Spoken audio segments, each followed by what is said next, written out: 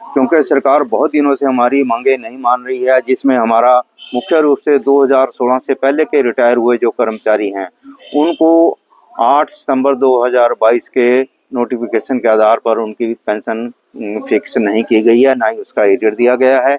इसके अलावा 1/1/16 से जनवरी 2022 के बीच में जो कर्मचारी रिटायर हुए हैं, उनको संशोधित वेतनमान के आधार पर उनका arrear, commutation, leave encashment, gratuity वगैरह नहीं दी गई है। उसके बाद हमारा एरियर 16% एरियर हमारा सरकार नहीं दे रही है, जबकि केंद्र सरकार दे चुकी है। हम 16% महंगाई भत्ता कम ले रहे हैं, और उससे एक कर्मचारी को कम से कम 5 से 5,000 से लेकर 10-15 हज़ार रुपये पर मंथ का नुकसान सरकार हमारा कर रही है, क्योंकि हमारा महंगाई भत्ता रोक रखा है।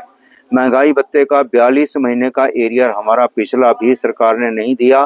किस्त दे दी, जिस डेट से किस्त दी उस डेट से वो पेंशन में लग गया, लेकिन उसका एरियर नहीं अभी तक दिया गया है। हमारे जो पेंशनर्स हैं, लगभग सभी पेंशनर्स बुजुर्ग हैं, 90%, और बीमारी से ग्रस्त हैं, मगर उनके मेडिकल बिलों का भुगतान अभी तक हमें नहीं किया जा रहा है। हमारी ये भी डिमांड थी कि हमारा जो मेडिकल फिक्स्ड अलाउंस है उसको 4,000 रुपये कर दिया जाए, लेकिन वो भी सरकार नहीं कर रही है।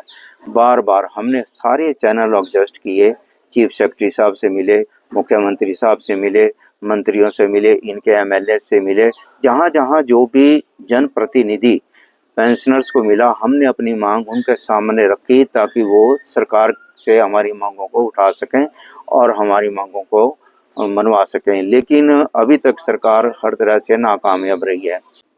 इसलिए जॉइंट एक्शन कमेटी के निर्देश अनुसार हर जिले मुख्यालय पर 17 अक्टूबर को सभी पेंशनर्स, चाहे वो किसी भी डिपार्टमेंट, किसी भी बोर्ड, किसी भी कॉरपोरेशन, किसी से भी रिटायर हुए हो, वो सब मिलकर एक बड़ी रैली का आयोजन हम 17 तारीख को करेंगे।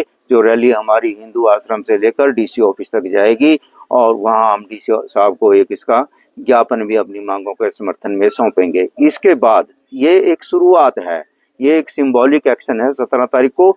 उसके बाद जो भी स्टेट की जॉइंट एक्शन कमेटी निर्णय लेगी उसको हम मानेंगे, और अपनी मांगों को मनवाने के लिए जो भी संघर्ष हमें बताया जाएगा उस राह पर हम चलेंगे। लेकिन हमारा संघर्ष तब तक जारी रहेगा जब तक हमारी मांगे नहीं मानी जाती।